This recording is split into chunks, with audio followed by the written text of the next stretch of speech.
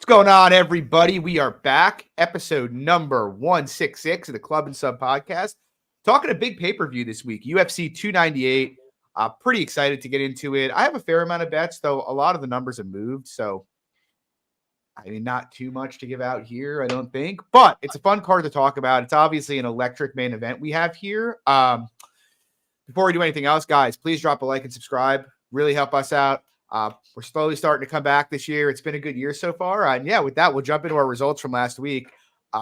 Big week for me. I was up 13.3 units. Had 3 units on Jack. Like, I guess the average was like plus 200. Stupidly cashed out of my Pateria bet after the weigh-in because I was on the ball with that as well. I had Brad Tavares for a unit that lost. I had Michael Johnson to win 3 units at like minus 130. I had Vera to win 3.8 units, and then I had the under in the Emil fight. So, yeah, it was a big week. Like I said, I put out that tweet last week saying if Rodolfo Vieira won by submission, we'd be giving out $200 tonight. And we will be giving out $200 tonight. But I'm not letting people just tune in and balance. We're going to do it between the prelims and the main card. Lags, how was your week last week? So just under a unit profit. So I had Vieira as well for a unit. I had Jeremiah Wells for a unit. Personally, I thought he won the decision 29-28. I thought he should have won the first 2 rounds. I think 2 judges ended up giving Griffin the first round. I thought that's kind of crazy personally. And then I had Loma and G-Rod parlayed as well. So then we are joined today by Paul Dal. Follow him on Twitter. Paul, what's your tag again? Paul Dal right there. Yep. Paul, I've chatted with a bunch on Twitter for a while. I ran into him in UFC Newark last year for Sterling and Cejudo. So ironically, we're talking about a Cejudo card tonight. Paul, welcome to the show. How'd you do last week? What do you think about this card? Yeah, I just want to say thank you guys for having me. Really means a lot to have me on here. I've been a big fan for the show for a while. Excited for this card. I feel like especially the prelims, I think are a lot of really fun fights. And then obviously the main card is a lot of high level fights. Probably won't see as much action because higher level fights. But last week I had a good week myself. Best of the year so far. I went up about 5.5 units. I had the Emil Garcia under 2.5 at plus 180. I had Zach Palga on the money line that went down in flames. I had Max Griffin, the plus 3.5 point spread. I thought Wells won the fight too, but I thought Max Griffin definitely won a round. My biggest bet of the year went down in flames as well. I had Devin Clark. That was just the worst. That was awful. I had Loma to win a unit, minus 220. I had a unit on Trevin Giles at plus 185. I thought it was a good bet. I thought he was winning every minute, but it was actually funny. I was watching with my dad, and he was like, oh, he's looking good. And I was like, yeah, this guy, he always is doing good until he loses. And I turned to my girlfriend, and 10 seconds later, I hear my dad go, oh, shit. And I look back, and Giles just passed out. I was like, well, it is what it is. I had Vieira minus 115 for 1.75 units, and Vieira rounds 1 or 2 at plus 175. I had Michael Johnson plus 100 for 2 units. I had Andre Feely decision only at plus 120 that voided, and then I had 1.25 units on Jack Hermanson at plus 220. So a real good night for me. Yeah, it was nice that Jack got it home for the boys. So yeah, guys, UFC 298. Let's jump right into it here. Paul, I'm going to kick it off with you here. First fight of the night, Miranda Maverick. She's minus 185, taking on Andrea Lee. Comeback there is plus 160. What are your thoughts on this fight? Yeah, to me, this is a very close fight here. I've never been a huge Andrea Lee guy. I think she has all the skills in the world. Don't get me wrong. She's a very good striker, very solid grappler. She's really tough. But, I mean, in women's MMA, since there aren't as many finishes, minute winning is just such a major piece. And everyone knows the glaring hole in Andrea Lee's game, and that's the takedown defense in the get-up games. She never really separates herself on margins. She's lost her last 6 fights that have gone to decision. And a lot of them have been because the striking is close and then she gets taken down and can't get back up. And that's what Miranda Maverick does. I mean, she uses her strength. She looks to grapple. I mean, her striking is still a real work. But that's where I think Lee can get ahead here. And then we just saw in Miranda's fight against Jasmine Jasudavicius, she was able to get taken down and couldn't get back up as well and give up a lot of dominant positions. So, and I do feel like Andrea Lee is the better grappler. I think she can get takedowns. She can get to dominant positions, take the back and win rounds. So to me, it's hard to see Maverick as this big of a price when it feels like the first person to look to get takedowns probably gets them and keeps their opponent down. I feel like Lee is the better striker. She's fought the better strength of the schedule. She's fought competitive with all of them. I just feel like this fight is close to 50-50 and feel like either girl can look like a big favorite if they go to the wrestling. I think Miranda probably has the better takedown defense, so I think it will be harder for Lee to get Miranda down. But I do feel like Lee edges it out on the feet. So I am picking Lee. I think it's definitely a dog or pass from the money line perspective, but I really like the 3.5 point spread for Lee. It's about -145. I have about 2.5 units on that. I think this fight can go to split decision a lot. And I mean, if you look at all of Lee's recent fights, I mean, most of them are going. So I feel like Lee wins a unanimous round most of the times. And I think that's one of the better bets for this card. Lags, what are your thoughts here? Yeah, first off the top, I like that point spread bet for this fight specifically.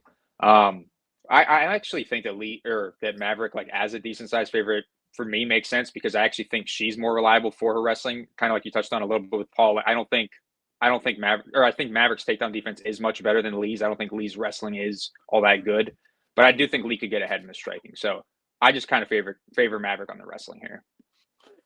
Yeah, I more or less come down with you, Legs. I'm not going to bet Miranda Maverick -185. That seems dumb to me. And to Paul's point, I do see how this could be a competitive fight. I ironically have been an Andrea Lee fan for a long time, and I finally sold all my Andrea Lee stock a couple fights ago after the VV fight. But then I went back to the well against Natalia Silva, and I felt like watching that fight that she just doesn't have the fire anymore like that. And I am not a narrative guy, but that was the vibe I got. She ate one stiff shot and then just seemed to fuck off for the next 12 minutes. I think she can compete here. Skills wise, to me, she's a much better striker here. And I do think if she gets the top position, she can probably have some success. The issue is I just think Maverick's a better wrestler here. If Lee can keep her backing up and stay on the front foot here, I think she could kind of run away with this fight potentially. But I just, with the dynamic and with how Lee's looked on bottom recently, we know Maverick's going to come out and shoot. And, Lee can get up when if you let her butt scoot to the cage, she can get up. But if you pull her post hand, she ends up flat on her back, she's pretty much just done there. So yeah, I think the line is probably accurate. I don't mind the point spread bet, but I think Maverick probably wins a decision here. Moving on, not Danny Barlow. We got Valentine Woodburn. He's taking on Oban Elliott.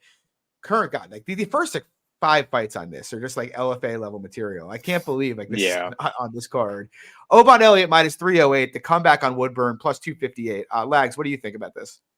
Well, on top of the fights that you were just talking about there, we had a lot of canceled and fizzled fights that this card could have been awesome. Yeah. This is a real weird fight to me. Elliott seems okay, generalist to me, decent striker, decent grappler, but nothing special. Super hittable. His cardio is pretty questionable also. But on the Woodburn side, I mean, if he doesn't land a big punch early, he just kind of looks to clinch up a little bit. I don't think he's the highest level. Doesn't really deserve to be here, I feel like. So I think Elliott probably can just cruise on the feet, land the better shots, avoid the big bomb. But this is a pass. Yeah, I haven't bet it yet, but I'm strongly considering betting over or GTD plus money here. I think Elliott's a better fighter. Obviously he's better movement, better footwork, more output. He probably has most of the grappling upside in this fight. But I mean, his margins are so thin. You can't trust Oban Elliott at -300. And on the Woodburn side of things, I think Valentine Woodburn is he's pretty poor for a UFC fighter. He's just, not the best output. He tries to swing big, and obviously, he's built like a brick shithouse, but he doesn't actually hit that hard, I don't think. You look at it, Woodburn's gone to decision with multiple guys who are just bums. And Oban Elliott, I mean, he's gone to decision in most of his fights. So, I mean, maybe that's a simplistic way of looking at it, but I think I just feel given that Elliott's -300 and he never really looks to finish anybody, I feel like it should go the distance, probably about 50% of the time. So I'm leaning towards taking a shot at the over here, but I haven't decided yet 100%. What do you think, Paul? Yeah, not really much to say here. I mean, Elliott probably is the justified bigger favorite here. Good generalist, good jab, good striking. He's a pretty solid wrestler. He gets to his shots pretty good, finishes pretty well. I don't think his jiu-jitsu is all that really good, so I think upper-level jiu-jitsu players can really give him problems. But I feel like Elliott has the intangibles that he can bring that really impress me. He's got fantastic cardio. He's really tough. But when you're talking about someone tough, it's a good thing and a bad thing. I mean, it's because they can take a beating, and you don't want to be someone who can take a beating. He's extremely hittable on the feet. But I mean, Val Woodburn isn't UFC level. I mean, he doesn't do anything that really belongs in the UFC outside of being like a freak physicality, but horrible technical striker, just wings over hands, doesn't really throw kicks. He can get controlled against the cage quite easily, and he's just faced just the bottom level of competition. Yeah. We don't really know what his ground game looks like either. So to me, like, it's kind of just a huge pass on this fight, because can Elliott get him down and work to finish? Maybe we can see it. Woodburn just have just god awful bottom game, white belt level, and so to me, it's just a huge pass on this fight.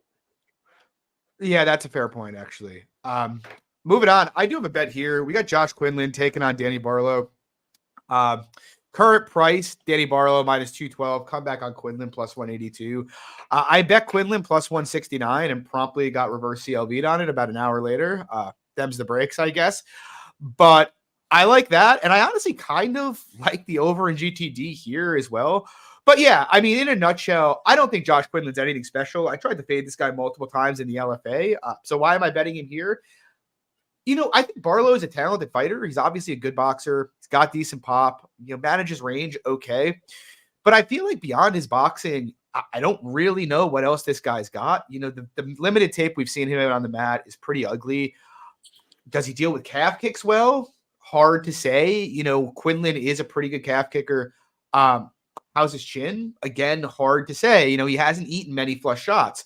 And I go back and watch Quinlan's last fight with Trey Waters, and I think Trey Waters, as a tie striker who was taller and longer than Barlow, had more tools to, punish some of Quinlan's sloppy entries into the pocket than Waters does, or not Waters, than Barlow does. Obviously, Barlow's got the power and precision to punish those entries. But I just felt like Waters presented a lot more issues. So I look at it and I'm like, yeah, if they stick him at 5 for 15, like, I favor Barlow a decent amount, but I feel Quinlan can compete there and carries enough pop to conceivably knock him out. But then on the other side, Quinlan attempted 8 takedowns against Waters. He couldn't get him down, and Waters' frame is a bitch to get down. But he's going to shoot takedowns here. And again, maybe Barlow's improved since I saw him on the regionals on his back. But it looked pretty bad on his back on the regionals, and Quinlan's a black belt. And so I feel like, is it possible that he's improved and this is just Barlow minus 400? Yes. But it's also possible that one takedown is like, oh shit, he's in deep trouble and Quinlan is going to fuck him up once it gets down there. So, I mean, small poke for me on the guy with more experience, with the more high level experience, who's also, had some grappling in his career. What do you think, Paul? Yeah, I have a bet on Quinlan as well here at plus 170 for 1.25 units. It's actually funny. I was waiting for the line to just keep going out, and I was like, I guess it's just going to sit here, and then you just said it moved. That's actually hilarious. But, yeah, I don't think either of these guys are really overly special. So to me, I don't think Barlow's game is very sophisticated. I think he's very long. He's going to have a big reach advantage here. He's very athletic, and he hits quite hard, but hasn't really faced any good competition as well. His striking is quite wooden. I mean, he really only looks to use his straight left and his back kick. He doesn't throw in combinations. He really just pitter patters his jab, and then he throws the left down the middle. He also seems to have some defensive liabilities. He keeps his chin way up in the air when he's striking. And for the grappling, I mean, we've seen him get stuck on bottom for long periods of time against very poor competition, and even give his back and get flattened out. And I feel like a lot of people are just so down on Josh Quinlan because of the Trey Waters fight. And I understand people's concerns with how poorly Quinlan was unable to close the distance, but I feel like Waters was very underrated going into that fight and could keep the range a lot better than Danny Barlow can. So to me, if Barlow can't keep the distance and this becomes a pocket brawl, I feel like Quinlan has the firepower to crack Barlow. I think he hits a great deal. I think he hits harder than Barlow, especially if he's on the juice again. And I think he's the more technical striker. So if he can get past the reach advantage, I don't think Quinlan has great striking defense either. So to me, it feels pretty 50-50 on the feet. But I also think Quinlan can have the wrestling success and control time upside if it gets there. So there's a lot of things pointing me to the Quinlan side. I mean, level of competition, power, all the wrestling upside. So, and I think the striking is very competitive. So I like the plus 170 here. What do you think, Lags?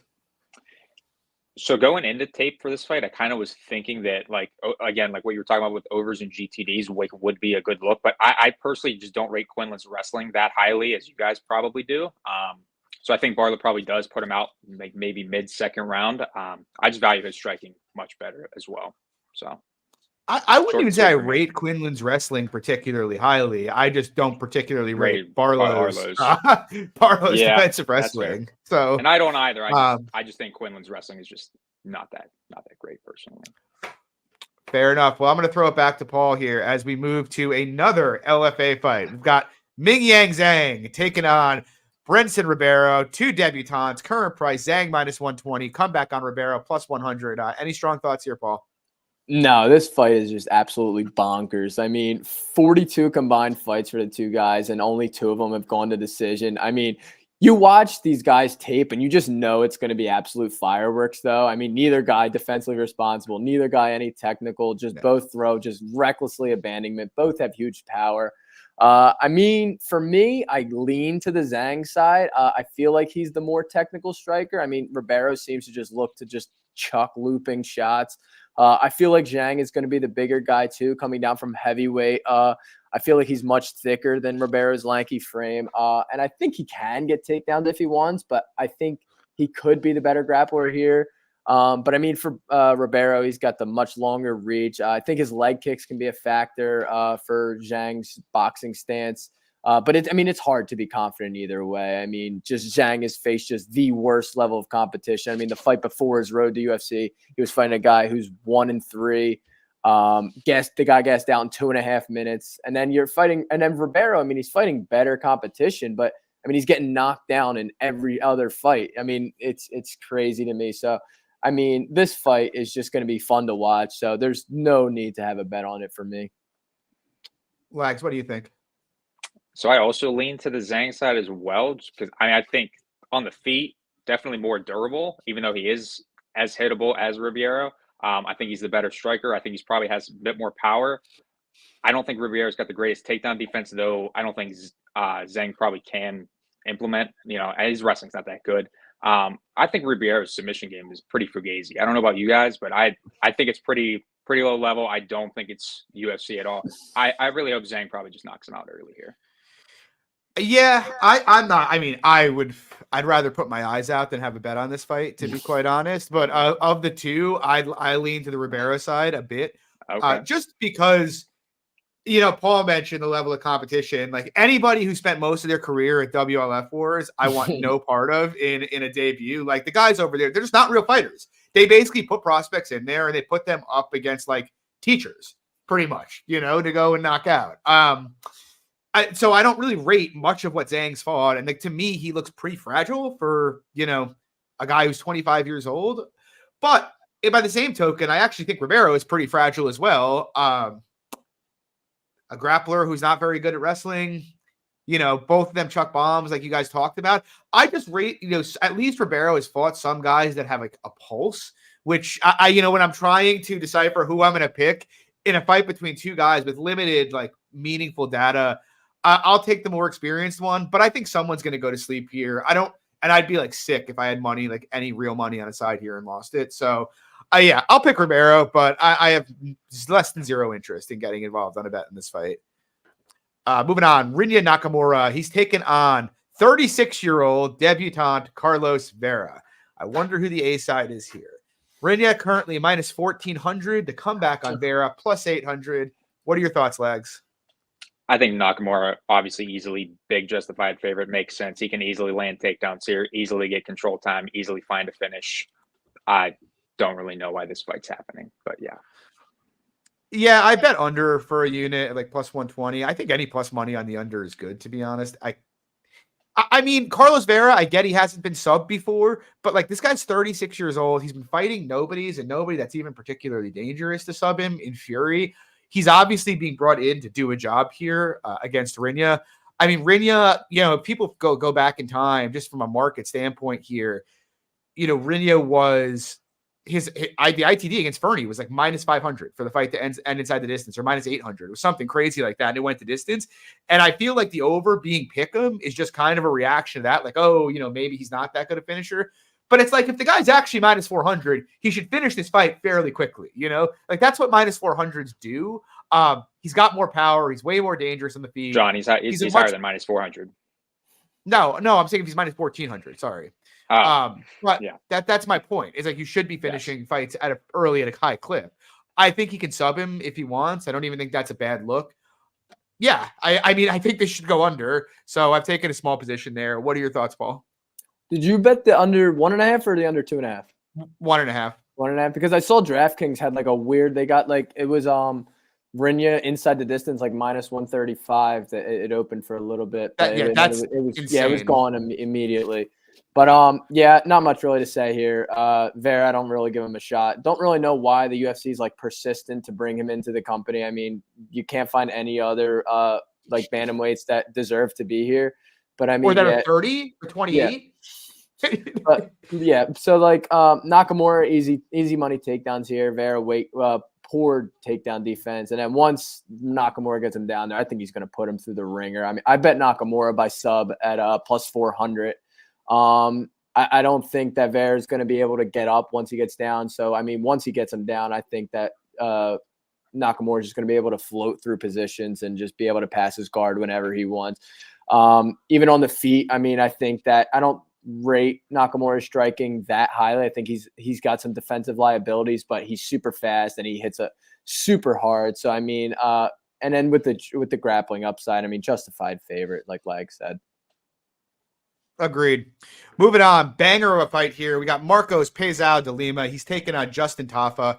I have de Lima minus 138 to win 2 units. Current price is minus 146. Comeback plus 126. I still lean de Lima, obviously, at that price here. Honestly, if these weren't big boys and this was like middleweight or welterweight, I'd be like sending a huge bag on de Lima in this fight. But it is heavyweights. De Lima's been finished in the past, and obviously Tafa carries a lot of power in his hands, so I don't want to go too big. But to me, I don't think the skill level here is even comparable. Standing, I think de Lima has a huge edge. Like really all Tafa has is like a straight and overhand left. And he is quick with it. I'll give him credit there. He's fast. He's got fast hands for a big guy, and he hits hard. But he's got basically no defense at all. Every time this guy tries to kick, he throws a naked leg kick and gets countered hard. And if you watch Lima, like if you're in there leaving yourself like overextended against de Lima, he gets, he will connect with you. I've seen people talking about him getting outlanded in the Costa fight, but go rewatch the first 2 rounds of the Costa fight. And I mean, he was whooping Costa's ass on the feet. It wasn't just like the leg kicks. He was boxing him up in the pocket too. So I think there's a large edge on the feet for de Lima. Now, with that said, they both can knock each other out. So how large can it really be? Hard to say. But I'd make de Lima like minus 160 if you told me they just kickbox. I think the theoretical grappling upside is off the charts here, though.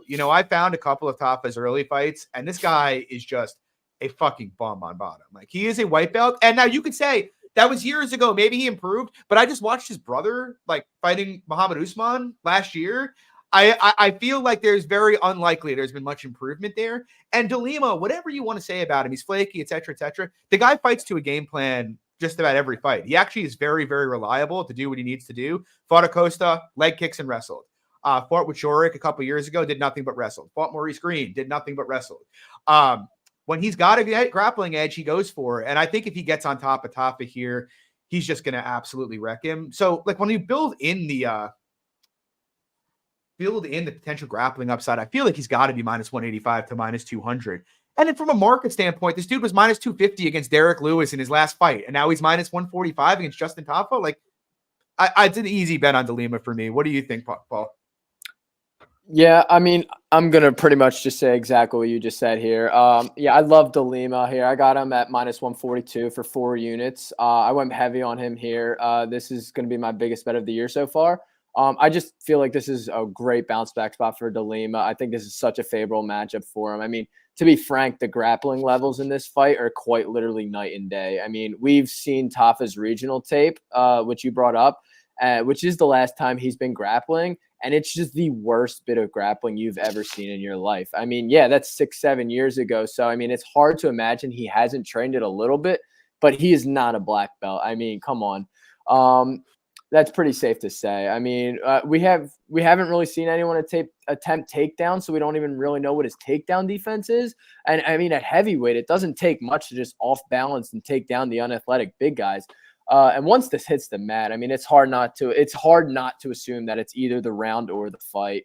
I mean, Lima has super heavy top control, really opportunistic submissions, and I doubt that Tafa is going to be able to work back to his feet.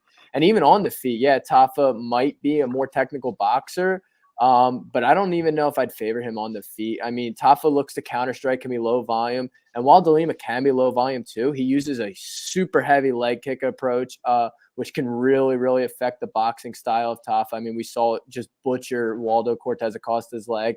And I even think Lima probably has the faster hand speed at this age, and probably is the more durable guy. So to me, Tafa seems KO or bust. And yeah, Tafa hits very, very hard. But I mean, Lima's been in 32 fights and has only been knocked out twice. And literally one of them was a flying knee that literally didn't even put him out. He got knocked down and then ground and pounded out. So I mean, and then, like you said, I mean, literally his last fight, he was -225 against a proven top 15 guy in Derek Lewis, and now in a much similar matchup, but probably even a worse grappler. He's only -142.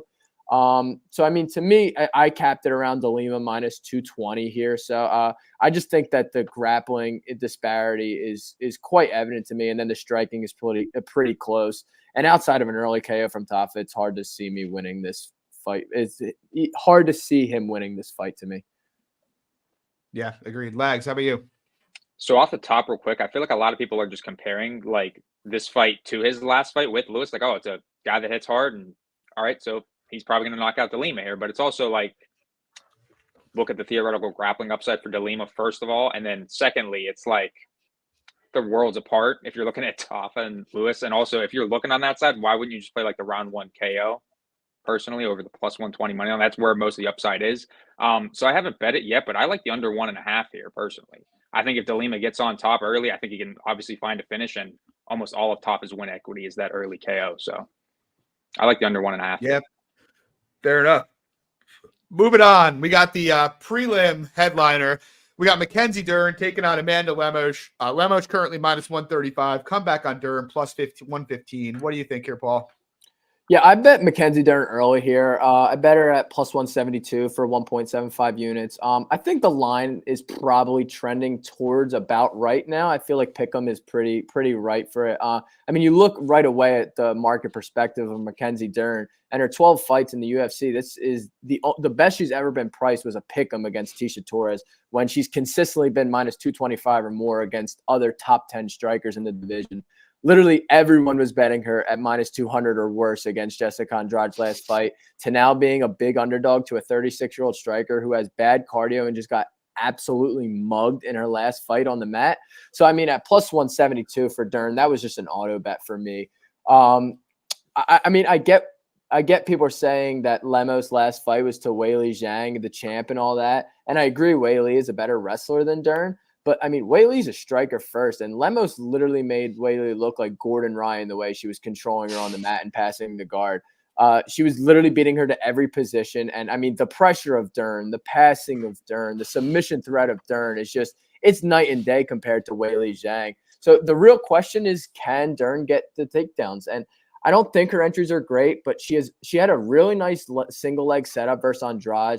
She loves for like the judo throws when they get into the clinch. And in her fight with Hill, she had a time when she got to a fantastic body lock takedown that she used to plant Hill right on her face. And when you watch Lemos strike, she overextends on a lot of strikes, which can lead to time takedowns or end up in the clinch, which I think that can lead right to one of her judo throws. And if Dern is persistent with the takedowns, I mean, I think we see Lemos' cardio just zap. I mean, whenever she's forced to grapple. So as this fight goes longer, the more attempts that Dern uses, I think the easier they'll come. And I don't want Dern to stand with Lemos. Of course not. I mean, her chin is all the way up in the air with no striking defense. But I mean, she seems to throw more volume than Dern, or than Lemos. Dern has sneaky power. And I mean, her technique isn't terrible. Her boxing isn't awful. But I mean, to me, the disparity in the grappling is just so much wider than the striking. It's hard for me to get past a pick 'em on Lemos here when a takedown is probably the round or the fight or the cardio is just gone. So, I mean, at plus 172, a bet on Dern was just a no-brainer. Lags, what are your thoughts here? To me, this is an easy pass spot. I think a pick'em like perfectly makes sense because I think on the feet, like Lemos absolutely dominates, but I could easily see Dern, even though she doesn't have the greatest wrestling, I could easily see this fight hitting the mat, her finding a sub pretty instantly because I feel like as soon as this fight does hit the mat, I think Dern easily can find herself in finishing opportunities. So I lean the Dern side just because I think there's a higher chance that she does land takedowns than Lemos finds a KO. So I would lean the Dern side, but an easy pass. Yeah, I have a large position on Dern at a very early price. I have like plus 220 or something like that. Jeez. But honestly, I made Dern a favorite here. I bet Jessica Andrade in her last fight against her. That was, and almost no one was doing that. Everybody was piling in on Mackenzie Dern up to minus 200. And now she's an underdog to Amanda Lemos. Like, I think look, Amanda Lemos with an ideal fight, if you're just going to sit back a distance with her, can be really good. You know, she's got decent calf kicks. She's obviously got like pretty decent power for women's 115. But I just don't think Lemos is very good outside of an ideal fight. Now, maybe she can use her power to deter some of Dern's aggressiveness and force her into that fight. I could see that happening. But I watched Lemos' fights and she was getting physically bullied by Angela Hill. That was 3 years ago. She's 36 now, almost 37. Like, is that really changed? I mean, we just saw what Dern did to Angela Hill. And I don't want to MMA math it, but the reality is Dern massively out-physicaled her, and Hill was out-physicaling Lemos in the clinch. I just don't think Lemos has a lot of tools to kind of deter Dern from crushing space. And, people will talk about how bad Dern's defensive or wrestling is. And I've talked about this ad nauseum, that she is not a very good wrestler. But I don't really think she needs to be in this spot. Like, I think she could potentially just beat her up in the clinch for a large portion of this fight. Dern has a knack for just getting to jiu-jitsu positions, even if she can't get takedowns. It's been one of the great banes of my existence, has been losing money, fading Mackenzie Dern. Our boy Quinn in the comments knows what that's all about. Just some of us identify that she wasn't a very good wrestler early, and we're just still wrong over and over again. And it's just because she's dangerous, man. And like, that's the thing. Like, Lemos could drop her and follow her into guard and end up getting subbed here. Lemos could get stuck to the fence and beaten up there and just gas out. I think Dern's got way better cardio. I think she's way more durable. Yes, if they kickbox at range, Lemos should pick her apart. But what are the odds that Dern is going to give her that? She gave Andrade that because Andrade is actually, to get Andrade into the clinch, you have to get in deep on her. You can't just have sloppy entries because she's too strong and she's too low to the ground. And Dern just couldn't get in there on her. And so she wasn't able to bully her there. Lemos, you don't really have to get very deep to push Lemos back and get her on the fence. And so, like, I think Dern's going to be able to do that. She's the younger fighter. She's the more dangerous finisher. She puts out a much more blistering pace than Lemos does. She's got better gas. I don't make her a big favorite or anything, but I feel like Dern minus like 115, minus 120 kind of makes sense to me. Like, should Dern be priced worse against Amanda Lemos than she was against Tisha Torres, who's actually an elite defensive grappler who actually can strike off her back foot? I just don't think that makes any sense. So I lean the Dern side here, even at the current price. Whether she takes care of business or not, I don't know. Like, I think it's a competitive fight, but I just see a whole lot more upside for her. And with that in the bag, before we move on to the main card, I did say last week, if Adolfo Vieira won by submission, someone would win $200. And so we are at that part of the show. I'm going to try to get the wheel out here. Let me see if I can share my screen. Yep.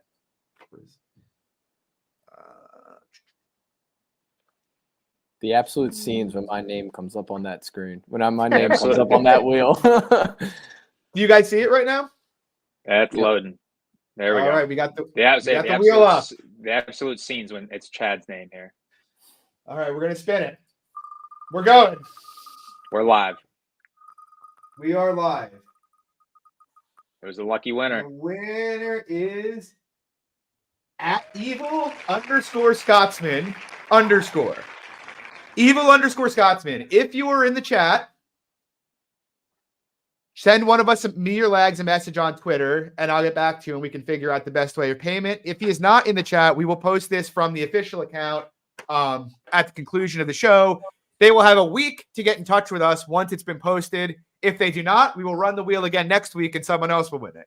But Evil Scotsman, you are the winner. Congrats. How do I stop this fucking share?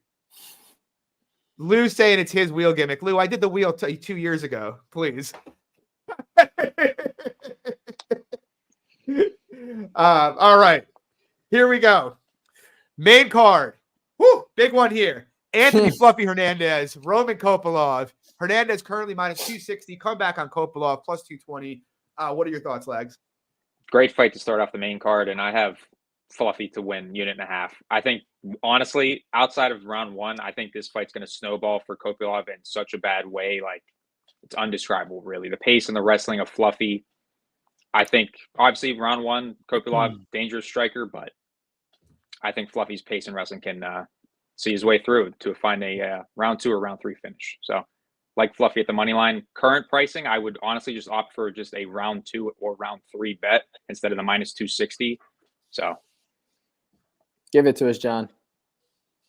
John's ready. No, I mean, look, I bet Fluffy big at minus 153, but like,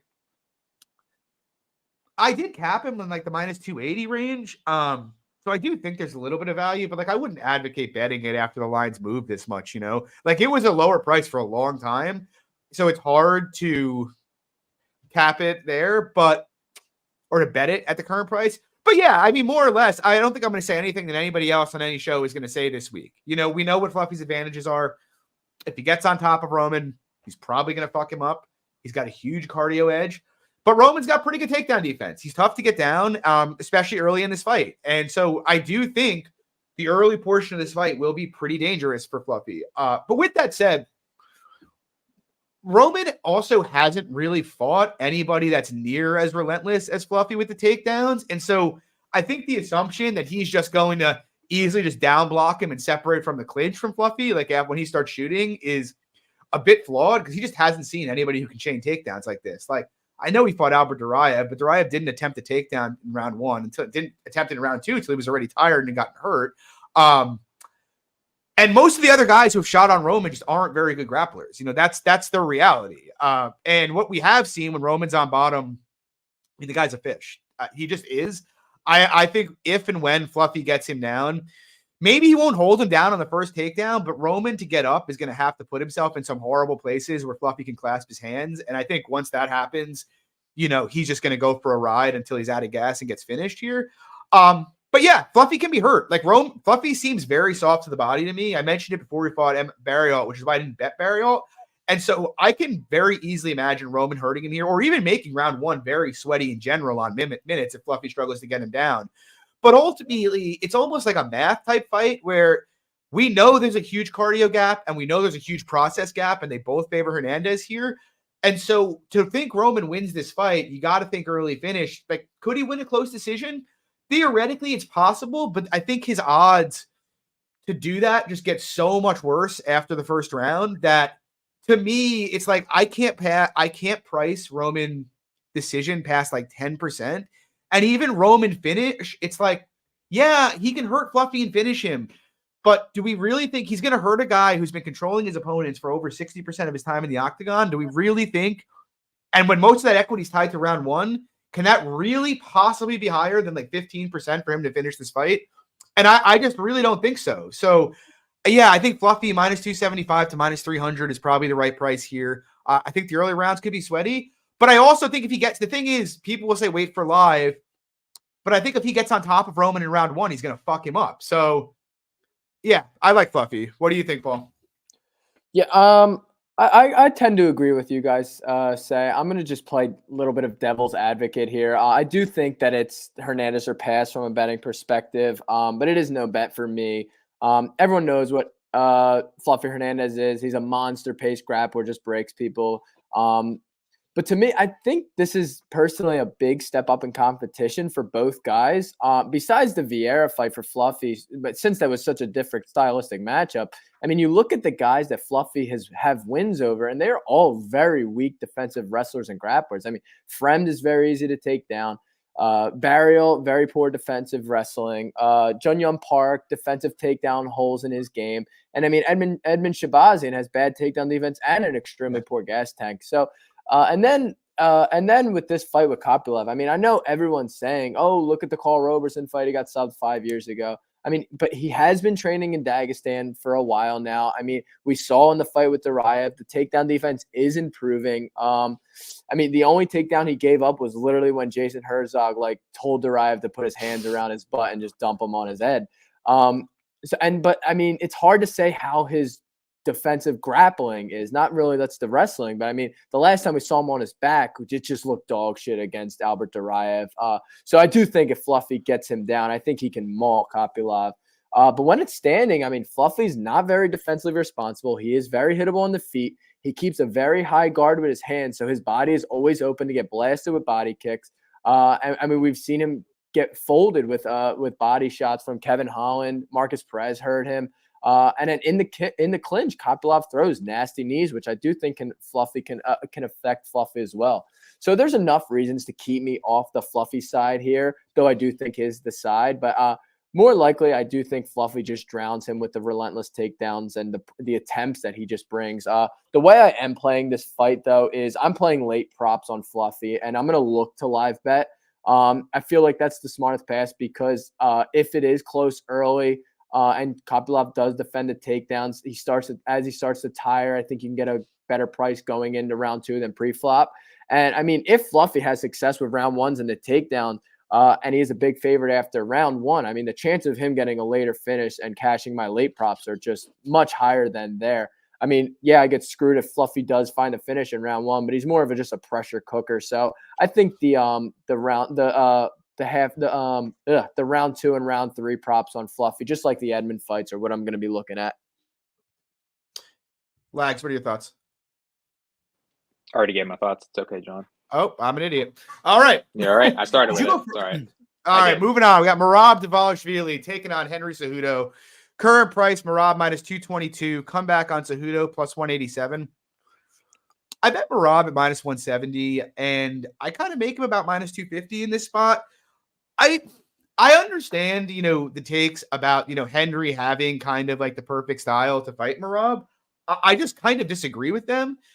The thing is, I view Henry and his entire career as really being more of a neutralizer than anything else. He's kind of got a game that's like very, very good at shutting down his opponent's offense, and it's allowed him to be competitive in a lot of fights. And I think could he do that to a degree here? Sure. But I think too many people are getting focused on the wrestling and being like, oh, Merab will have a hard time taking Henry down, et cetera, et cetera.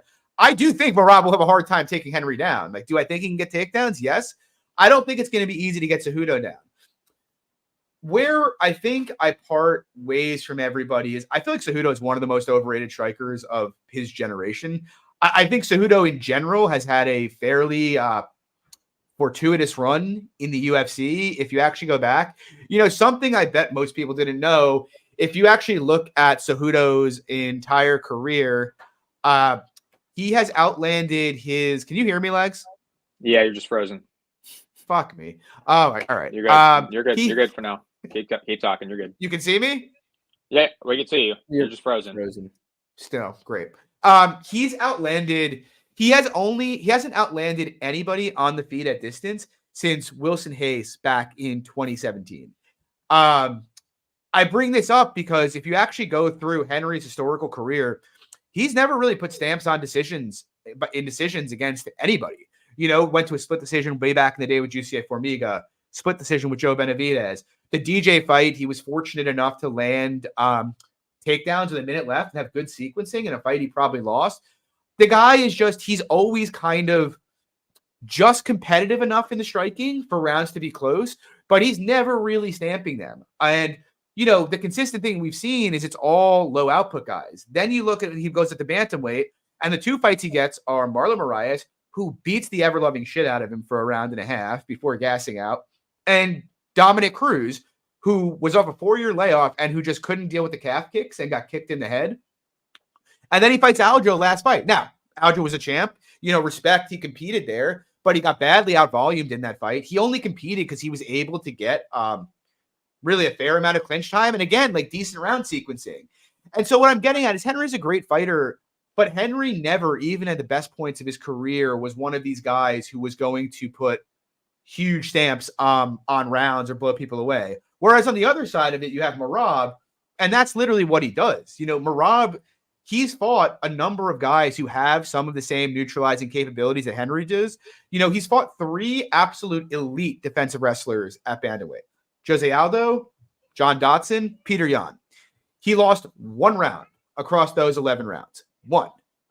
Convincingly won the rest of those rounds. And in the case of Peter Yan, this is a guy who was just championed and who we saw actually, other than 2 back takes, pretty much easily defend the grappling from Aljamain Sterling across 10 rounds. Something that, the MMA math it, but Henry really couldn't do. Henry got taken down 4 times in 15 attempts. And so I look at this fight, and I do think Merab can take him down. I don't think the chances of Merab controlling him are very high. And I actually think Henry can take... Can you still hear me? Yep. I don't think my computer's all bugging out. I'm going to have to switch computers in a second. But I don't think the chances of... I think Henry could take Merab down, but I think the chances of Henry actually having meaningful control against Merab are far lower than they are with the Merab side of things. Whereas I could actually imagine a situation where it looks like the Dodson or Aldo fight a lot, where Merab's just a lot physically stronger, gets hands locked, and is able to just kind of, if not mat return him, kind of bully him in the clinch. And even short of that, I kind of think if Merab comes out here, shoots 20 takedowns, and attempts 180 strikes, it's probably going to be enough because Henry just doesn't throw much volume. It's kind of the story of his career. The guy's been outlanded for his career at distance, whereas Merab's outlanding his opponents at distance 1.5 to 1. Merab outlanded Peter Yan at distance 2 to 1. He outlanded Jose Aldo at distance. He outlanded John Dodson at distance. He outlanded Marlon Moraes at distance. People don't like to put stock in stats. They don't like Merab's technique, but the reality is what stats tell you is that his technique works. And so just strictly from that perspective, Merab is just a much more reliable work rate than what Henry Cejudo has. And so I have to favor him fairly significantly to win rounds, especially when I don't think Cejudo has that much finishing upside. Then you kind of move into the fact that Cejudo's 37 years old. He retired. He came back, lost the title fight. He's trying to get one back, but he's already said he's retiring after this fight. I have heard independently that Cejudo did not show up in camp in the best shape. He was coming off a shoulder injury going into this camp. And so you have Merab, who's kind of at the peak of his powers and absolutely dominating good fighters, against Cejudo, whose margins were always tight. And then, even talking about Cejudo's weight, I know he's had 3 fights at 135. The guy's 5'4" with a 64-inch reach. He is not a real 135-pounder. He never has been. He's not now. He's just not. He's beefed up a bit, but like most of the guys run came at 125. His 2 wins at 135 were Marlon Moraes gassing out and a completely ancient and decrepit Dominic Cruz. So, yeah, you can say he fought competitive with the champ or whatever, but Merab's a much better minute winner than Aljo. And so I look at this fight, I'm a little nervous about how many people are on the Merab side. I'm a bit nervous about laying chalk on Merab after I just laid chalk on Peter Yan against Merab. Like, those are generally not good things to do from a market perspective. But I felt like Peter Yan posed a lot more threats to Merab than Henry Cejudo did. I felt Jose Aldo, who has elite countering, posed a lot more threats to Merab than Henry Cejudo does. Yeah, I think Merab is just going to storm him here on minutes and probably win this fight pretty handily. But look, Cejudo could win a close decision. If at the end of, and that's kind of my view of this fight, Cejudo's upside, in my opinion, short of a one-punch KO, which could happen, but I think is pretty low percentage, is a very competitive, likely split decision. Whereas it's easy to imagine Merab just winning 30-27 and blowing him out of the water. So I'm on the Merab side. Do you agree, Paul? Disagree? What are your thoughts? Well, I'm not an advocate for betting against Merab. I mean, I think the pace that he brings, the fight with the cardio he has, it makes him a cheat code, especially in 5-round fights. I don't really think there's anyone at 135 that I would favor him in a 5-round fight with the skill set he has. And with Aljo moving up to featherweight, I think that Merab might be the best 135-pounder in the UFC. But with that being said, I have a play here on Henry Cejudo. I bet his point spread plus 3.5 for 1.75 units at minus 145. Don't get me wrong. I understand why Merab is the rightful favorite. But I think this line is getting a little bit out of hand. So to me, dog or pass seems the way to look here. I think that outside of maybe Umar Nurmagomedov, Henry is probably the toughest stylistic matchup for Merab. I mean, we know what Merab does, going to spam takedowns, spam volume, and just win minutes. I mean, Merab is just a master at winning, at scoring points and winning minutes. I mean, and in the lighter weight classes, it's exactly what you do to win fights. And the way Merab just uses endless volume, endless takedown attempts, he's always scoring for the judges to see. I mean, you look at his last fight with Jan, there was never 3-second break where Merab wasn't throwing strikes or shooting takedowns. And that's just a cheat code to winning minutes. But in this matchup, it's only 3 rounds, which drastically favors Henry Cejudo. I think Henry is the much more technical striker. I think that will keep the striking close. I think the technical striking that he has is going to keep the striking with the volume that Merab have close. Cejudo loves his step-in knees that he can time when Merab just endlessly level changes. And Henry likes his low calf kicks, which might be able to slow Merab down just a little bit. And as for the grappling, I mean, this isn't like taking down good wrestlers like Peter Yan and Cody Stamen. I mean, this is a legit gold medalist in wrestling. I feel like he can stuff a lot of Merab's entries, especially early in this fight with the karate low stance to dig underhooks and try to shuck him off.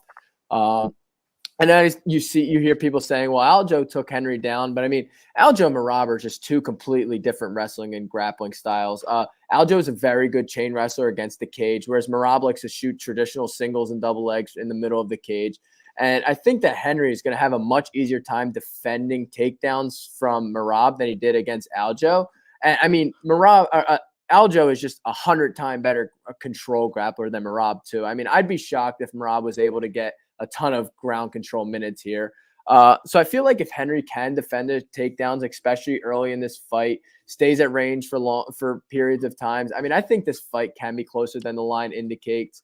And then you look at the last fight for each of them and exactly how recency affects a line. I mean, Merab was just plus 200 against Peter Yan. I mean, he completely outperformed his line. But I mean, he's now minus 220 against someone who's coming off a 5-round split decision against arguably the best bantamweight of all time. And again, don't get me wrong. I mean, at a pick'em, I understand the play on Merab, but I don't know at this line how Henry seems to have. I don't know how you can be extremely confident when I think Henry has the style that can give Merab troubles.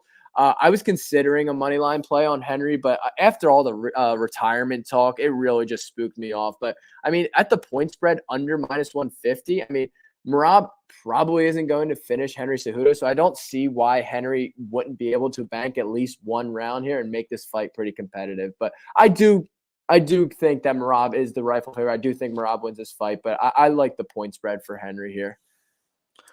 Ty, what do you think here, Lags? I played Merab at minus 185 to win 1.5 units. Personally, not that I hate the point spread bet, but I actually think Merab could easily cover that 30-27, and they look pretty easily doing it. I personally just think that outside of that KO, I think Henry's pretty fucked here. I mean, Merab in general, his pace both in the striking and in the wrestling, it's just too much to deal with that you pretty much need to finish him to win the fight. I don't give a ton of equity to a split decision. It could happen, I guess, but I would think you would have to just shut out almost all of the wrestling and grappling control for Merab. So I like Merab a lot here in the spot, minus 185. Yeah, don't get me wrong. I do understand. I do understand that Merab can easily come in here and 30-27 him. But when this fight is like projected to go to decision, like it's with like 80% of the time on the line. I mean, for Henry to win a unanimous round, only being under 50%, under 60%. I mean, I feel like that kind of gives me a little bit of value for that. Fair enough. Yeah, fair enough. Let's see. We got another banger here. It's funny. We had an LFA card to basically start this card out. And then the last like 7 fights on this, it's just like hit after hit after hit.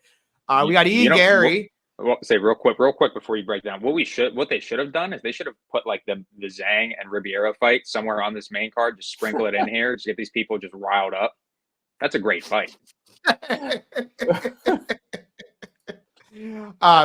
Ian Garry, Jeff Neal, current price. Ian Garry minus 234. Come back on Neal plus 199. That's a weird number being hung out there. Lags, what do you think? I like the over 2.5 rounds here. Played it at minus 124. I think the current price is still good at like minus 140-ish. Personally, I think this is more or less like very just minus EV Garry looking decision. I think Neal could have trouble tracking the range of Garry. Fairly low volume, just doesn't let his hands go a ton. But I could see Jeff having success. There's not a ton of southpaws that Ian Garry has fought recently outside of D-Rod, which he did land a head kick on. And I think the head kick is obviously open here against Jeff, but I like the over 2.5. I think mostly you're fading a Jeff KO in my opinion. I don't think Ian's finishing upside is that highly in this matchup. What do you think, Paul?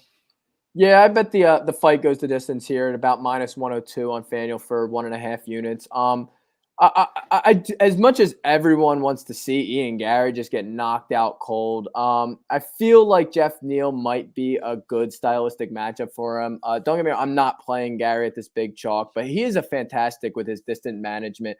He has nasty low kicks that he can use to manage distance as well. And he's got very nice footwork along the cage to evade Neal. Whereas Jeff Neal seems like someone seems like he needs you to bring the fight to him so he can counter you. I mean, all of his most recent fights where Jeff has looked fantastic were against Luke K, who just walks forward recklessly and gets his head boxed off, and Shavkat, who is an absolute just monster marauder who will just walk you down and is someone and everyone is saying like, oh, well, look how great Neal did against Shavkat. Imagine how he's going to do against Ian Garry. But I mean, Shavkat's style of just walking forward and pressuring played just into Neal's countering game. But then in the fights where he's facing an outside kickboxing style, Wonderboy just decimated from the outside. And even Santiago Ponzinibbio, who played an outside game for most of that fight, kept that fight extremely close. And I think that Ian Garry plays the outside a lot similar in skill to Wonderboy than Pons. So, I mean, Neal also isn't going to take Ian Garry down. So that just pretty much leaves him KO or bust in this spot, which, I mean, it can happen. Garry has been clipped, but I just can't get to Neal if that's the case. I know this is a big step up for Garry, which is another reason I don't love the money line, but I think the UFC likes the kid, and I think they're giving him more favorable matchups. But, yeah, I mean, both guys Jeff Neal is one of the most durable guys, so I'd be pretty shocked if Garry was able to put him out. I don't think either guy will have grappling upside. Both are very hard to take down, and neither is much an offensive threat. So, I mean, at the minus 102 for the fight goes the distance, I feel like I'm really just fading a Jeff Neal KO, which, don't get me wrong, Garry getting lit up by Jordan Williams and knocked down by Song Kanong worries me, but 50% implied for finish I think is off. So I feel like Garry decision is the most common outcome here. Yeah, it's a very interesting fight. Because I think Garry has his holes, and he obviously can get hit if you commit to like forcing a fight with him. But he does have pretty good movement. He does a very good job of landing a relatively high volume of strikes without absorbing much back. Whereas Jeff Neal at times can get very, very complacent in fights. But I look at it, and my biggest question is, so much of what Garry does well comes off of like the jab and the calf kick. And it's a lot harder to land those kind of strikes when you're in opposite stances the way they will be here. So I do think that gives like some potential credence to the Neal side here.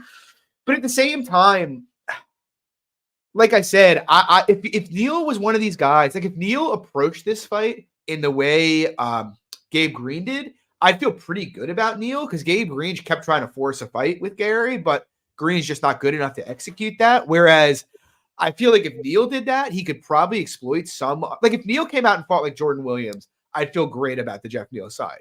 But he's not going to do that. That's not what Jeff Neal does. He's going to be very methodical. He's going to try to pick his big shots and land them. And, Paul, you touched on the Shavkat fight. Neal had spurts of success in that fight, but he mostly got hit a lot. And Shavkat has far worse defense than Garry and manages distance far worse than Garry and has far worse footwork than Garry, in my opinion. And so, I mean, I can easily imagine Neal knocking him out or hurting him here. It's not hard to imagine. I just feel like on a minute-to-minute basis, unless Garry is just completely out of sorts with the southpaw thing, which, I mean, he wasn't against Green. He stayed pretty composed in that fight, even when Green tried to take it to him. But unless he's completely out of sorts there, I feel like he's going to just get way out ahead on Neal on the numbers. Like I feel like it's really, really hard for me to see Jeff Neal win a decision here. So I can't really get to the Neal dog price. I haven't bet anything. I'm kind of interested in the goes the distance, and I'm kind of interested in Garry by decision, which is plus 150. I actually think the line is I think there will come a time to fading Garry. Maybe this is it and I'm missing it, but I don't, even in terms of a step up in competition, yes, it is, but like, it's not as if Jeff's going in there with top 5 guys and blasting them, Yeah, Jeff's he's like 10 to 20. He's good, but he's not great. I don't know.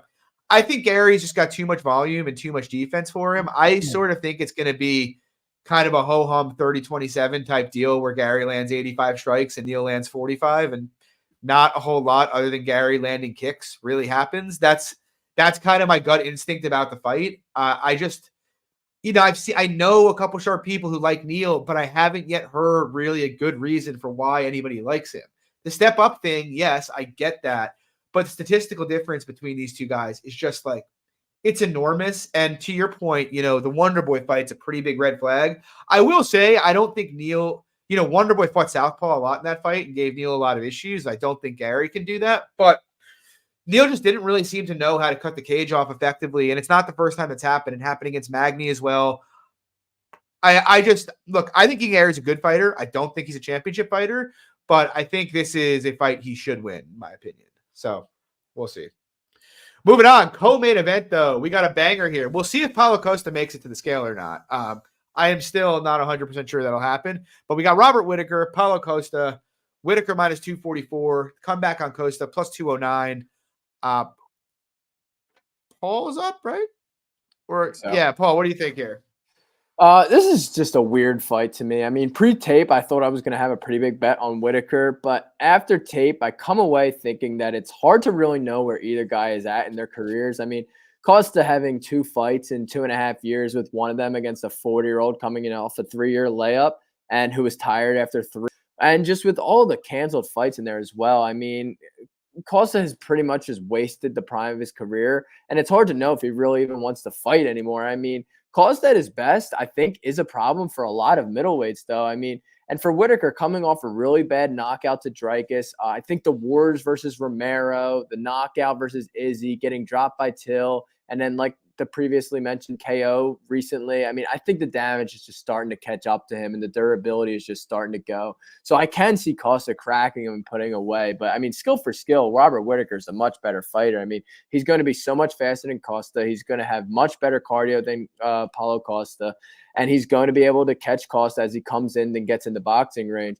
So I feel like this can look very similar to the Marvin Vettori fight for Whittaker. I don't think either guy has much of grappling upside. I mean, Whittaker is one of the hardest guys to take down and hold down. And he's also not much really of a wrestler himself. On the Costa side, I mean, he's going to be so much bigger. He's going to hit way harder than Rob. So I can see the power play a factor if Rob Stervili is going. I just feel like there's a lot of questions regarding the outside the cage stuff for Costa, and a lot of questions for the durability and mindset of Whittaker coming into this fight. I feel like if you like the Whittaker side, you probably take him by decision over the money line. I mean, Costa is one of the most durable guys at middleweight, and Rob, I don't think, has the stopping power to hurt Costa.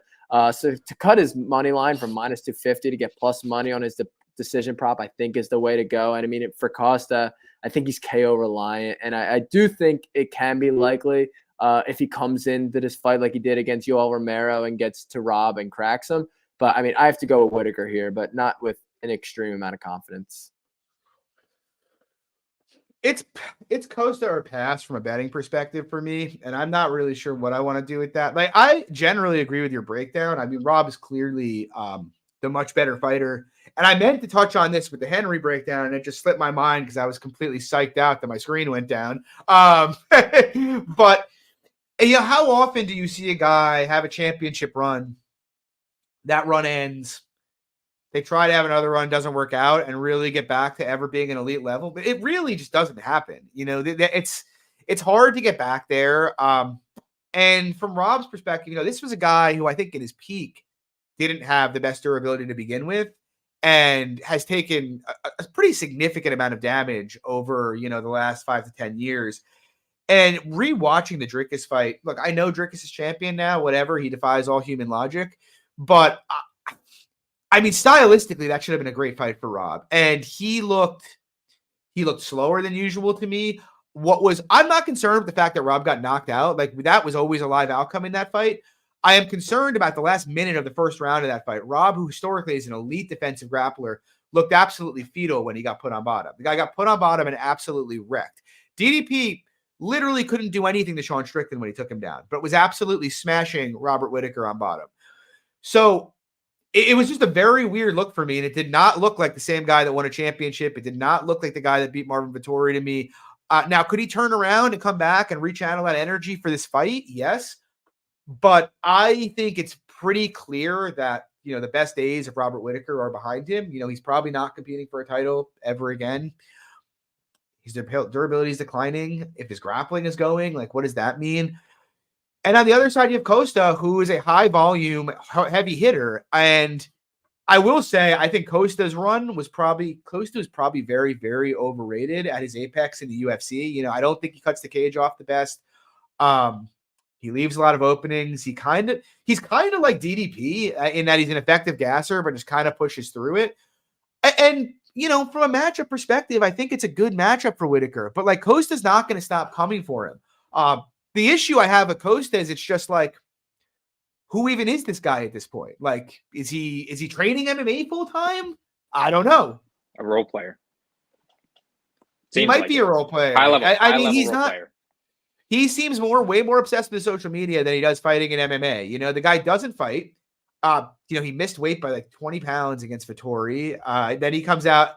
I don't hold the Rockhold fight against him that much. The guy, it's funny because I see people being it's such an awful look. And it's he won a comfortable 30-27. How much are you really going to punish him for that? But I do question, the guy's fought once in 4 years. What do we do with this guy? It's very, very hard to trust the kind of shape that he's going to show up in. I'm kind of waiting for the weigh-ins here to see what Costa looks like. Is he in shape? Does it look like he's taking it seriously? I might bet him. If it hit plus 250, I think I would definitely bet him. But I do think with this fight, with Rob's durability and how he's looked lately, I think there's a lot of potential variance here. And I think the potential floor on Whittaker could be a lot lower than the potential floor on Costa. Obviously, Whittaker has an extremely high ceiling here where he easily covers the price. But, Whittaker could show up and just not be able to deal with the power at all, or just even slower than he did last fight. So I lean Costa at the number. I was looking it over, but the more I think about it, the more I'm like, me too. The floor issue plays into that as well, though, So yep. I don't know. No bet for me as of right now. What do you think, Legs? Yeah, no, right off the top there, I was thinking of betting the over 2.5 here, but the regression of Rob, everybody's talking about it this week. There's no doubt you can't really ignore it. He's not looked himself lately. Been dropped a ton. Durability is looking questionable. And against a guy like Paulo Costa, who I think this fight could absolutely be a war, but on the other hand, I could see it being an easy fight for Rob. I don't know. I don't want to have any action in the over. I'm just, again, another pass. And with that, but Costa does look good. Like Pepe said there, Costa does look good. I've seen that on Twitter. Seen some pics of him. He does look good. We're moving into the main event, though. Big one here. People are excited for this. We got Ilia Topuria trying to seize the belt from the GOAT, Alexander Volkanovski, the best featherweight of all time. It's not debatable. I don't care who you are. I saw someone on Twitter the other day being like, I don't know how you can say consensus when Jose Aldo's in the conversation. Come on. Fuck off. It is literally not at all debatable, in my opinion. And the current odds, it is lined very competitively. We got Alex Volkanovski minus 126, come back on Topuria plus 106. it's an interesting fight. I basically rate out all of Volk's skills at a very, very high level. And on the other side, I think Topuria has kind of proven that he's a top flight fighter. I had a lot of questions going into the fight with Josh Emmett about, whether this guy could fight for 5 rounds with the kind of firepower he throws and how hard he throws. And he answered some of those questions. He looked very, very good in that fight. And so there's no question that Topuria is a dangerous prospect. He's 27. He's improving. He's hungry. It feels like it's his time. It feels like he's the chosen one and he's on a glide path to winning the title here. If you haven't heard, Alexander Volkanovski got knocked out by a head kick 3 months ago. So everybody knows that. Volk is now washed. He is done. 35 years old. It's all over. It's Topuria's time to take the throne. Except if you take that fight away, the last 3 fights Alexander Volkanovski had in the UFC were an absolute dumpstering of Yair Rodriguez in a title fight. He took the best fighter in the world, Islam Makhachev, to the brink up a weight class, and he absolutely clowned Max Holloway in a striking fight. That was in the last 18 months. Yes, 3 months ago, he showed up on a week's notice off the couch and got knocked out by a head kick. Is it possible that Alexander Volkanovski is compromised here and can't deal with the damage? Yes. Is it possible that it will have absolutely zero impact on him? Also, yes. Ilia Topuria is a hard hitter. If he hurts or finishes Volkanovski, I don't really think anybody can be very surprised by that outcome. He's fast. He's dangerous. If Volkanovski exchanges too heavy for too long with him, he could get put in a lot of trouble. But when you peel all that away and kind of take the noise away, I still see a much better fighter on the Alexander Volkanovski side. People want to talk about, this guy's declining. Well, I just told you guys. He got knocked out in 1 round on a week's notice against Islam Makhachev. Other than that, the guys continued to fight at an elite level all the way up until last summer. So I feel like it's a stretch to say Volkanovski is clearly on the decline because there's actually no real data to show that at all anywhere that you can find. And, look, Topuria has some real skills. He's obviously a very talented boxer, very fast, good jab, good straight right, a lot of power.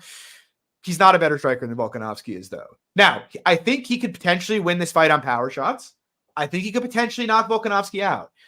But over the course of 25 minutes, I would favor Alexander Volkanovski to outland him pretty dramatically. I mean, I respect the performance against Josh Emmett, but let's not forget, Josh Emmett's the same guy that had to rob Calvin Kattar and Dan Ige in decisions, That is not, that those guys are just not on the same tier that we're seeing here. And so ultimately what it comes down to for me is we have a guy with super high IQ with Volk who, yes, he got knocked out in his last fight, but it's only the second time he's been knocked out in his UFC career, and it was a head cook. He's been wobbled a couple times before, but it's MMA with 4-ounce gloves. It is what it is. There's a chance Topuria KOs him.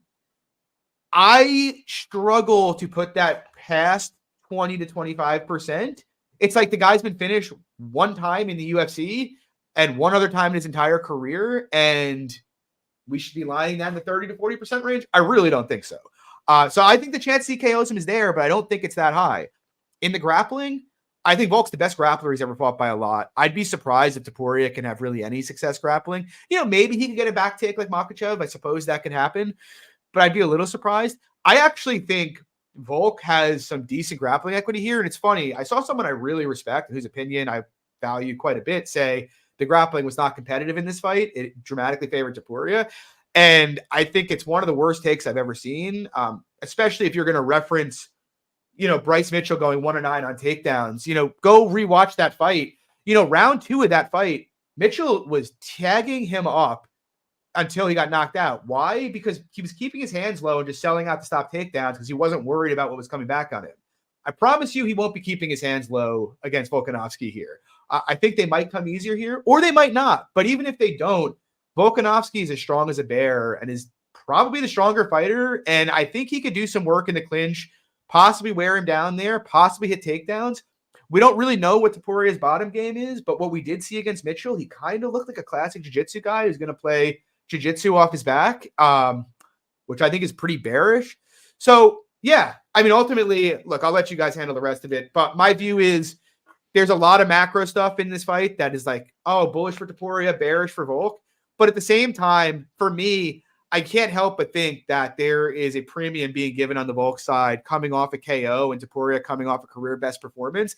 Certainly there's a 5 to 10% premium being built in there. Volkanovski's far better strength of schedule than Topuria. The funny thing is Volkanovski's got better distance statistics than Topuria does, despite fighting the hardest schedule in UFC history. And Topuria, other than the Emmett fight, mostly fighting a cupcake schedule. That's pretty bearish for Topuria, in my opinion. Like, it's virtually impossible you can project Topuria to outstrike him over a 25-minute sample, which doesn't mean it can't happen. Obviously it can. He's a talented prospect. But yeah, I have 2 units of Volkanovski at minus 108. I think he should be in the minus 150 to minus 160 range here. I am nervous about him coming off a KO. I think you have to build some of that into how you're capping this, some degree of regression with the age and off a KO. But ultimately, I haven't heard a single Topuria take that's not really narrative based here, and I'm willing to fade that. So we'll see. What do you think, Legs? I think it's a great fight, but I'll start off with at least saying more of a cop out. I'm fine just not having any money on this fight just because it is such a high level fight. It's one of, like I was saying earlier, it's one of the most excited I've been for a fight in how many months, just because it's just so good with the rise of Topuria, how just great Alexander Volkanovski has been on this entire run, really. I really just think outside of a knockout for Topuria, though, I think an extended fight for absolutely massively favors Volkanovski. I mean, there's a reason why Volk decision only is sitting minus 250. I favor him dramatically to favor minutes here.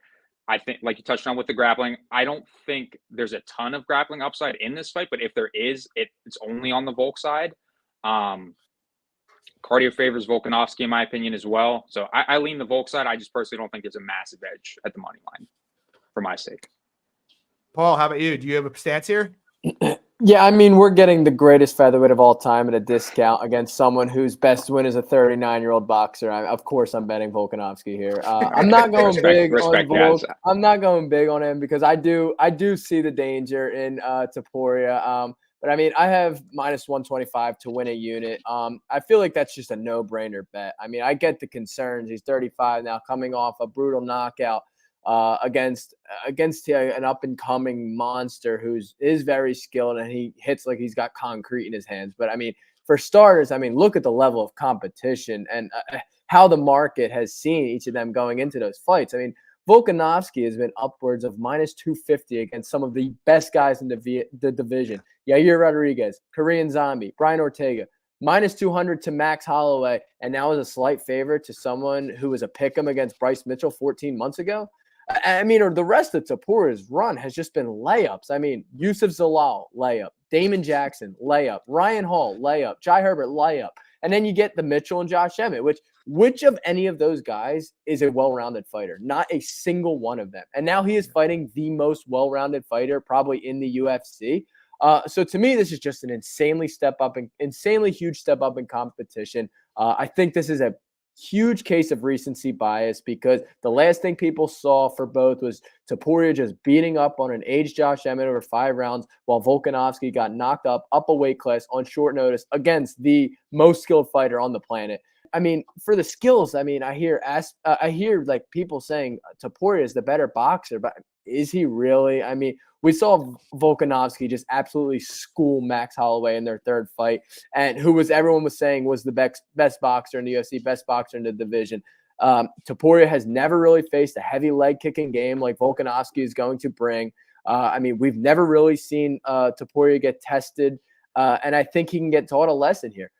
Look, I'm not passionate on the Volkanovski side because I do get the narratives of Topuria being younger and hitting a lot harder than Volkanovski coming off of a knockout loss. And I do think maybe Topuria can have a back take and seal a roundup. I mean, we did see Volkanovski go up his back and not really look to be able to get out of it. And I do rate Topuria's grappling. I think he is a solid jiu-jitsu player. But I mean, I think standing with Volkanovski, I think Volkanovski can handle the boxing against Topuria, and he's going to win a decision here. I mean, either way, this is just a fantastic matchup, but I think you have to have a play on Volkanovski here.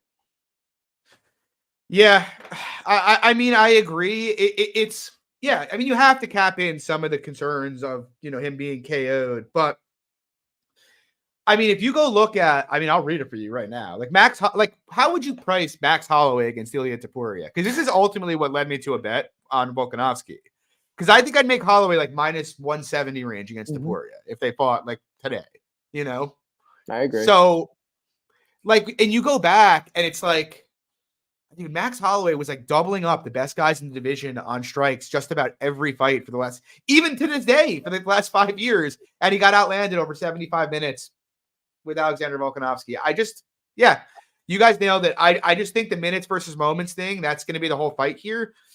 But I think they favor Volk if he's not compromised somewhat dramatically. So we'll see. Big shout out to Paul. Paul, thanks for coming out. You want to shout out where people can find you? Yeah, my Twitter's right there. So give me a follow. I do a Twitter Spaces every week. Everyone welcome to come out and just talk fights with me. I love just hearing everyone's takes on the fights. Just keep an eye out on my Twitter. I do them different days every week, depending on what my schedule's like that week with work and everything. But yeah, anyone, every time is welcome there. I really appreciate you guys having me on. I'm a huge fan of the show. Hope I didn't make a fool of myself, and I hope I gave out some good bets this week. No, thanks for coming on, Paul. We loved it. So, guys, yeah, follow Paul Dal _MMA. You can find Legs, that Danny _Legs, myself at MMA Fox. We will try to find the evil Scotsman and see if we can get the $200 to him. If not, we'll run the wheel again. I'm going to put another contest up there this weekend, and we'll see what happens. Guys, drop a like, subscribe. Thanks for coming out. Good luck on your plays this weekend. Peace, everybody.